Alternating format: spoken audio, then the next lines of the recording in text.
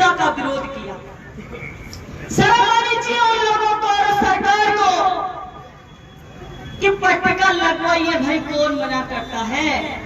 काम तो करवाइए, काम कराकर पट्टिका लगवाइए, कौन मना करेगा आपको? काम एक ढीले का किया नहीं और पट्टिका का इतना शौक है, शौक वाले हुए पट्टिका का, इतना शौक तो काम करवाइए, विकास कराइए, गरीब किसान की सुनिए। आप लोग धर्म की राजनीति कर रहे हैं, संविधान को खतरे में डाल रहे हैं और फिर कहते हैं कि धर्म खतरे में। आजादी के बाद धर्म खतरे में नहीं आया और जब जो भाजपा की सरकार बनी धर्म खतरे में आ गया। आगे होके किसने छेड़ा रात को? आगे होके किसने पट्टिका लगी हुई थी उसको उपाड़ कर तोड़ा? किसने पुलिस को गाली दी और कौन पुलिस को गाली देकर यहां से भाग गया? किसने शराब पी रखी थी? कोई जांच नहीं, कोई इंक्वायरी नहीं, सरकार मुक्त दर्शक बनकर देख रही है। यहां आगे किसी व्यक्ति ने दोबारा से घूम कर आते हैं, हमारी सरकार है, हम पावरफुल हैं, विधायक क्या चीज है हमारे सामने, दोबारा आते हैं फिर अभद्र भाषा का यह प्रयोग करते हैं। मैंने उससे कहा बाहर निकलिए, बाहर निकलिए और बाहर निकल कर देखिए कि आप इस संविधान के विरोधी हो गया, बाबा साहब की मूर्ति के विरोध में आप हो गया, आप सरकार के दम पर आप इतनी तानाशाही क्यों कर रहे हैं? आप गुंडाराज को बनाना चाहते हैं। या हमारे चेयरमैन, पूर्व चेयरमैन कमलेंद्र देवी जोशी जी के पति हमारे ओम जी जोशी आए, उन्होंने कहा बोली शांत प्रिय एरिया है, बोली शांत है, इतने शालीन लोग यहाँ पर रहते हैं, इसके अंदर आतंक फैलाने की कोशिश कोई नहीं करे।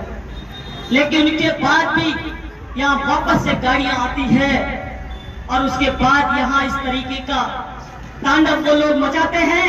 लेकिन अब तक कोई पुलिस ने उन पर कार्रवाई नहीं की और उसको नीचे उतारने में उसकी शर्ट थोड़ी फटी, उसके लिए बोल रहे हैं कि शर्ट। देखिए किसी महिला, चाहे मैं हूं, चाहे और हो, चाहे मेरा समाज हो, पिछड़ा समाज हो, चाहे बाबा साहब हो, किसी का कोई व्यक्ति अपमान करेगा तो हम उसको नहीं छोड़ेंगे, उसको नहीं छोड़ेंगे, हम उसको जवाब देंगे, चाहे उसके लिए कुछ भी करना पड़े। मीडिया वाले पूछे हैं आपको इतना गुस्सा क्यों आता है? मैंने कहा गुस्सा इसलिए आता है क्योंकि मैं सच्चाई और ईमानदारी की लड़ाई लड़ती हूँ, मैं बेईमानी और चोरों की तरफ धोखेबाजी नहीं करती हूँ। वो लोग इतने मुक्त दर्शक बन के खड़े हुए हैं, रात को सैकड़ों मैंने एसडीएम को किए, कौन बांध रखा है उन लोगों को? इतना बड़ा कांड यहाँ पर हुआ, एक भी व्यक्ति सर्किल पर नहीं आया, कांस्टेबलों के भरोसे यहाँ सर्किलों में छोड़ रखा।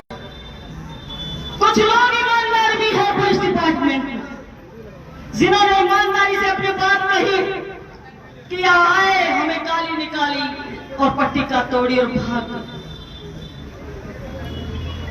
हर जगह ईमानदार लोग होते हैं, लेकिन मैं कहना चाहूंगी कि न तो पुलिस प्रशासन को डांटने की जरूरत है, नहीं दूसरे प्रशासन को डांटने की जरूरत है जिसने गलत काम किया, जिसने दंगे फैलाने का प्रयास किया, उन लोगों पर कार्रवाई होनी चाहिए।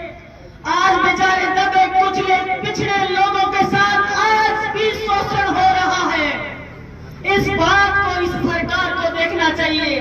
और संविधान के सरकार कहती है हम संविधान विरोधी नहीं। अरे सरकार वालों, मेरा लाइव आप सुन लो तो करिए ना कार्रवाई, उन लोगों पर कार्रवाई करिए जो छेड़छाड़ करते, जो संविधान की धज्जियां उड़ाते हैं। आज आपने एक ऐलान कर दिया हम भी अम्बेडकर जयंती मनाएंगे, अम्बेडकर जयंती मत मनाइए। आप तो उन लोगों पर कार्रवाई कर दी जो पूरे राजस्थान के अंदर से जहां जहां से खबरें आ रही है कि कितनी नफरत भरी है उन लोगों के अंदर जो बाबा साहब को देखना पसंद नहीं करते, बाबा साहब को देखना पसंद नहीं करते। उन लोगों पर कार्रवाई कर दीजिए। आप आपको मान लिया जाएगा कि आप संविधान के पक्ष में हैं। लेकिन मैं आपसे कहना चाहूंगी कि मर जाएंगे, मिट जाएंगे, लेकिन आप लोगों ने जिस भरोसे के साथ में मुझे विधानसभा में भेजा है, मैं किसी के सामने झुकने वाली नहीं हूं, डरने वाली नहीं हूं, चाहे सरकार कितना भी दबाए। मैं आप लोगों के अधिकारों के लिए लड़ती रहूंगी। अभी मैंने विधानसभा में सवाल लगाया कि 6वीं क्लास से 12वीं क्लास तक के बच्चों के लिए एक सब्जेक्ट निर्धारित किया जाए कि उसमें संविधान ही पढ़ाया जाए। सवाल का कोई जवाब नहीं है। क्यों आएगा जवाब? क्योंकि वो चाहते नहीं है कि आप संविधान को पढ़े, आप संविधान को जाने और संविधान के अनुसार अपने अधिकारों को लेने की ताकत आप लोग रखें। ऐसा वो लोग चाहते ही नहीं है। लेकिन मैं आप सबसे कहना चाहूंगी कि यहाँ इस जगह पे बहुत सारे हमारे अंदर भी ये सामाजिक तत्व हैं। इस जगह का हमने विकास कराने की कोशिश की, बीच में रोड़े डालने का काम किया। आज फिर मैं आपसे कह रही हूं, हम विकास कराएंगे, आपके जो अधिकार है उनको हम दिलाएंगे, आपकी जो भावना है उसकी हम कदर करेंगे, और आपने जो सोच रखा है उससे कहीं गुना ज्यादा मैंने आप लोगों के लिए सोच रखा है। आप निश्चिंत रहे, आने वाले समय में आप लोगों के लिए वो व्यवस्था भी होगी जो कि आप संविधान को समझे, लोकतंत्र को समझे और आगे अपने अधिकारों को लेने के लिए हमेशा हर आदमी से सवाल जवाब करने के लिए तैयार रहे। आज हो क्या रहा है? आज नियम कोई जानता नहीं, संविधान को कोई पढ़ता नहीं, कानून को कोई पढ़ता नहीं, और आप लोगों के साथ शोषण होता जा रहा है। आज तत्पर के नाम पर हर किसी को उठा ली जाती है पुलिस और पैसे लेकर छोड़ दिया जाता है। आज सुबह ही मैंने एक कॉल किया, मैंने कहा कि चोरी का इस लड़के का दोष है, इसकी कोई रिपोर्ट है, इसका कोई साइबर क्राइम में लिस्ट में नाम है? नहीं है, नहीं है। फिर 10 बार उसके घर पुलिस क्यों जाती है? क्यों उसके घर के आसपास के लोगों के सामने उसका अपमान क्यों होता है? आसपास के लोग क्या सोचते होंगे कि पता नहीं इस व्यक्ति ने क्या अपराध किया है। उसका पिता रोता है मेरे पास, कहता है सर सहाय संबंध वाले भी नहीं आ रहे हैं, पड़ोस वाले कह देते हैं इसके घर तो पुलिस आती है। मैंने साइबर वालों से पूछा तुम्हारी लिस्ट में ये नाम है क्या? नहीं है। मैंने उस कांस्टेबल से बात की कि तुम्हारे पास इसका कोई सबूत है क्या? गलत है इसका? कि ये किसी से बात करता है, किसी से बात करता है तो मैं भी बहुत लोगों से बात करती हूँ। बात करना अपराध है क्या? कि उसकी दोस्ती है कि क्राइम के बारे में बात करता है क्या? क्राइम के बारे में बात नहीं करता तो किसके बारे में? हमको यो ही नॉलेज ले रहे हैं, इससे हमको यो ही जानकारी ले रहे हैं। ये जिम्मेदारी आम आदमी की नहीं है, सुन लो पुलिस वालों कान खोलकर, ये आप लोगों की जिम्मेदारी है कि कौन अपराधी है, कौन साहूकार है। अब साहूकार आदमी को बिना मतलब में जाकर घेरने का काम नहीं करोगे। आप ये नहीं करोगे कि तू फला व्यक्ति का नाम बता। मेरी रोज सैकड़ों लोगों से बात होती है, हो सकता है उसमें कोई टिप्पणी हो, फिर मैं अपराधी हो जाऊंगी, मुझे अपराधी बना दिया जाएगा।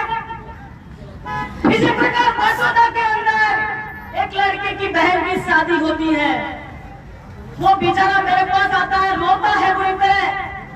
पहले भी मैडम मेरे को पकड़ के 2.5 लाख रुपए पुलिस ने ले लिए, फिर दोबारा मेरे घर पे दबिश दे रही है। मैंने फिर साइबर क्राइम वाली लिस्ट में नाम चेक करवाया, उसका नाम नहीं, और 2.5 लाख रुपए लेने के बाद फिर दोबारा से उससे पैसा लेना चाहते हैं। उसने कहा मैंने जीवन में कभी यह काम नहीं किया। हमने विधानसभा में भी इस आवाज को उठाया, याद बची होगी रात को पुलिस वाले क्यों नहीं बोलते हैं? ये इसलिए नहीं बोलते हैं क्योंकit इनका ट्रांसफर नहीं हो जाए यहाँ से, इनकी कमाई बंद नहीं हो जाए यहाँ से। आज पूरे जिले के अंदर